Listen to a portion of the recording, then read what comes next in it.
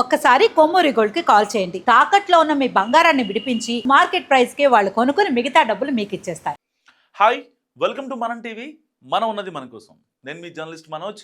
So Hidma మరణం తర్వాత మావోయిస్టులు దండకారణ్యంలో ఉండాలా, జనావాసంలో ఉండాలా, అసలు పోలీసులకి లొంగిపోవాలా, లేదా ఆ అడవుల్లో గన్నులు ఇంకా కాలుస్తూనే ఉండాలా అన్న కన్ఫ్యూజన్లో ఉండిపోయారు చాలామంది మావోయిస్టు అగ్రనేతలు అండ్ మావోయిస్టులు కూడా.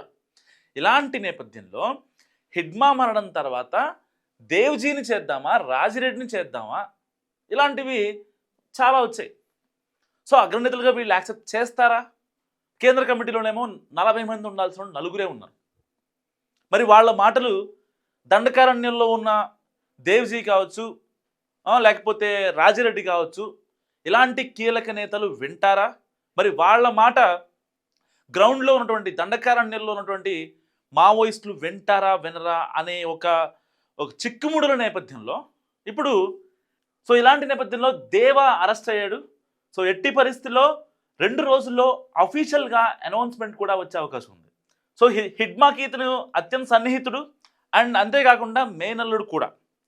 సో ఈ బర్సీ దేవా అనే వ్యక్తి ఇప్పుడు కాదు, దాదాపుగా 20 ఏళ్ల క్రితం వీళ్ళకి హిడ్మా దండకారణ్యంలో ఉండి బాంబులు పేలుస్తుంటే ఈ సిఆర్పిఎఫ్ జవాన్లు లేపేస్తూ ఉన్నప్పుడు వాళ్ళందరికీ ఆ మావోయిస్ట్ టీం అయితే ఎవరైతే ఉంటారో 20 మందా 30 మందా వాళ్ళకి టిఫిన్లు తీసుకెళ్ళేవాడు ఈ బర్సీ దేవా.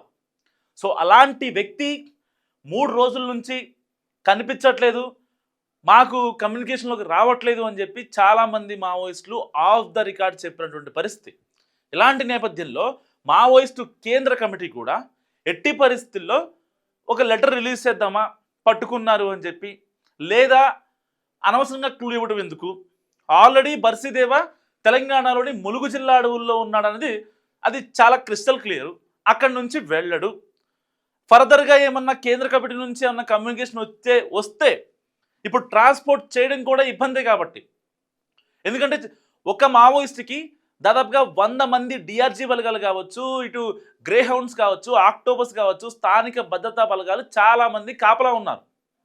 ఒక అడవి నుంచి ఇంకొక అడవికి, సుక్మా నుంచి దంతెవాడి కావచ్చు, దంతెవాడ నుంచి గొల్లపల్లి అటవీ ప్రాంతానికి కావచ్చు, ఇలాంటి ట్రాన్స్పోర్ట్ అనేది చాలా కష్టం. అలాంటి కష్టం నేపథ్యంలో ఇప్పుడు మరి ఎక్కడ ఉండాలి ఏంటనే దాని గురించి చాలా మల్లగొల్లాలు పడ్డాడు బర్సీదేవా. సో ఫైనల్గా ఇతన్ని ములుగు జిల్లాలో పోలీసులు పట్టుకున్నారు. సో తర్వాత ఆయన లొంగిపోయినటువంటి పరిస్థితి కూడా. సో అతనితో పాటు 15 మంది, 15 మందితో బర్సీదేవా వెళ్తుండగా పోలీసులు కంట చిక్కాడు. దాని తర్వాత మాట్లాడారు. ఎన్కౌంటరా లొంగిబాట అంటే లొంగుబాటు అంటూ బర్సీదేవా కీలక విషయాలు చెప్పాడు. సో దీంట్లో అమిత్ షాకి ఇంతకుముందు కొన్ని ఏదైతే డైరెక్ట్గా రెఫరెండం ఇచ్చాడు, ఆదివాసీలకి హక్కులు కావచ్చు, లేకపోతే అరెస్ట్ చేసిన మావోయిస్టులని చంపకుండా ఎన్కౌంటర్ చేయకుండా వీళ్ళని ఎట్టి పరిస్థితుల్లో కోర్టు ప్రొసీడింగ్స్ ప్రకారం కోర్టులోనే హాజరుపరచాలి అని చెప్పి బర్సీదేవా కొన్ని కీలక ప్రకటన చేశాడు. దాని తర్వాత కేంద్ర మావోయిస్టు కమిటీ కూడా ఈ బర్సీదేవా చేసిన స్టేట్మెంట్స్ని సపోర్ట్ చేస్తూ కొన్ని లేఖలు కూడా రాసింది. బర్సీదేవా చెప్పింది కరెక్టే, దాంట్లో తప్పేముంది, ఇన్నాళ్ళు ఆదివాసీలు మమ్మల్ని గుండెల్లో పెట్టుకున్నారు, మావోయిస్టులంటే తమ కొడుకుల్లాగా చూసేవాళ్ళు, అడవికి కాపలా కాశారు, అలాంటి వ్యక్తుల్ని మేము ఇబ్బంది పెట్టాం. సో ఫర్దర్గా ఆపరేషన్ కగార్ నేపథ్యంలో మావోయిస్టులు ఎవరు కూడా మళ్ళీ గన్ను పట్టుకునే కల్చర్ లేదు కాబట్టి ఏదన్నా ఉంటే బయట జనావాసాల్లోకి వచ్చి ఆందోళనలో లేకపోతే కార్యక్రమాల్లో నిరసనలో చేయాలి తప్ప అటవీ ప్రాంతంలో ఉండి గన్నులు పట్టుకునే కల్చర్ లేదు కాబట్టి, ఇకపై మేము అక్కడికి వెళ్ళం కాబట్టి, ఫ్యామిలీతోనే ఉంటాం కాబట్టి ఆదివాసీలకు కనీస సౌకర్యాలు, కనీస వస్తువులు కల్పించాలని బర్సీదేవా కొద్ది రోజుల క్రితం ఒక స్టేట్మెంట్ ఇచ్చాడు. సో దానికి సంబంధించి డైరెక్ట్గా అమిత్ షా దగ్గరే నేను వెళ్ళి లొంగిపోతాను, ఆపరేషన్ కగార్ స్టార్ట్ చేస్తుంది వీళ్ళే, ఎన్కౌంటర్ ఆల్రెడీ హిడ్మాన్ ఎన్కౌంటర్ చేశారు కాబట్టి నేను వెళ్ళి డైరెక్ట్గా లొంగిపోతా, ఈ కండిషన్ కనుక యాక్సెప్ట్ చేస్తే అని చెప్పి బర్సీదేవా చెప్పిన కొద్ది రోజులకే ములుగు జిల్లాలో డిసెంబర్ 20న సరిగ్గా 4 రోజుల క్రితం ఆయన అరెస్ట్ అవ్వడం జరిగింది.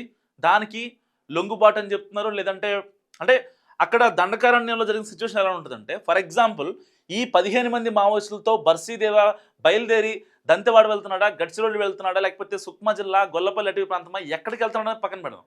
కానీ పోలీసులు ఒకవేళ రెడ్ హ్యాండెడ్గా వాళ్ళు చూసారంటే కనుక, సో ఆల్రెడీ వాళ్ళకి తెలుసు, వాళ్ళ ఎవరైతే ఇన్ఫార్మల్ ఉంటారో వాళ్ళు వీళ్ళు చెప్తా ఉంటారు. దాని త్రూగా పోలీసులు డైరెక్ట్గా వెళ్ళి అటాక్ చేయగలరు తప్ప ఎక్కడో అంత పెద్ద దండకారణ్యంలో ఎక్కడ పడితే అక్కడ తిరగడానికి అవకాశం ఉండదు. సో పక్కా సమాచారంతో మాత్రమే వెళ్తారు.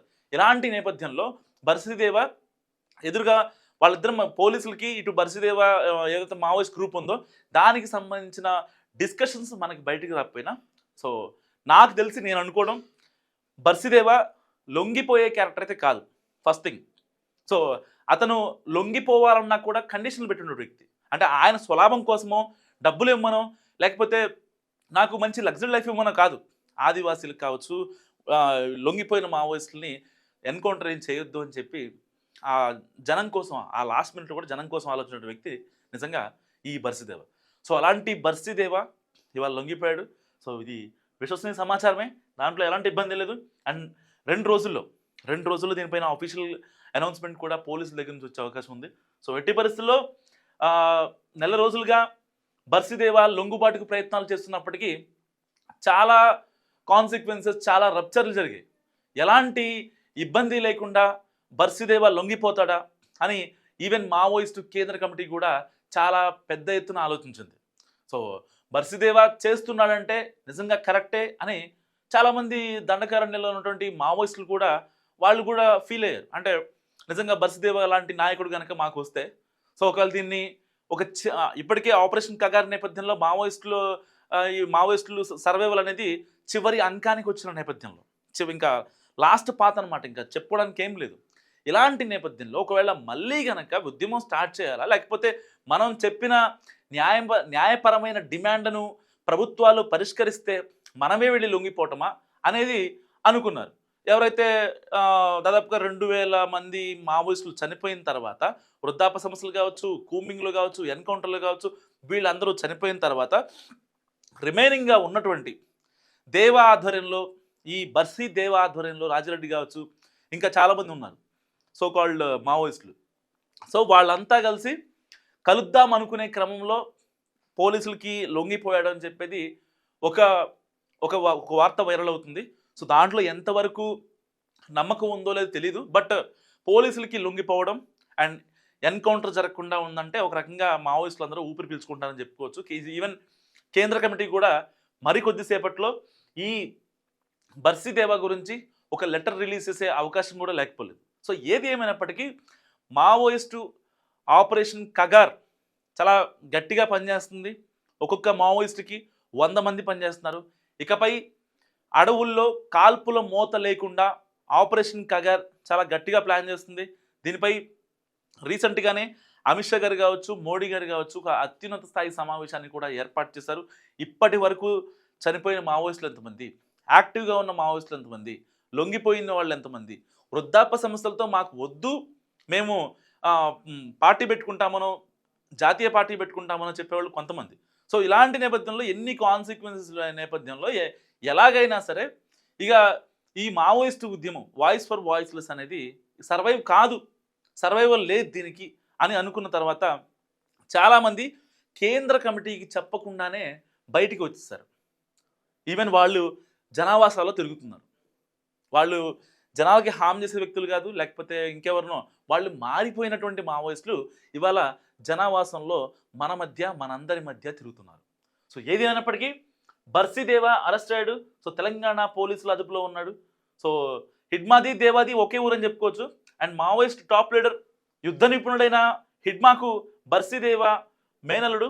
ఇద్దరు సుదీర్ఘంగా 15 ఏళ్ల పాటు దాదాపుగా చాలా ఆపరేషన్స్లో వీరిద్దరు కలిసి పనిచేశారు. ఛత్తీస్గఢ్లోని పూవర్తి గ్రామమే వీరిద్దరిది. సో హిడ్మా ఎన్కౌంటర్కి ముందు ఆ రాష్ట్ర డిప్యూటీ సీఎం విజయ్ శర్మ పూవర్తి గ్రామానికి వెళ్ళి గిరిజనులతో కలిసి భోజనం చేశారట. సో అదే సమయంలో అటు హిడ్మా కుటుంబం, ఇటు బర్సీదేవ కూడా వాళ్ళ కుటుంబం ఆ యొక్క హోమ్ మినిస్టర్తో పాటు మాట్లాడారు. ఎట్టి పరిస్థితుల్లో హిడ్మాని, దేవాని మాకు అప్పగించండి.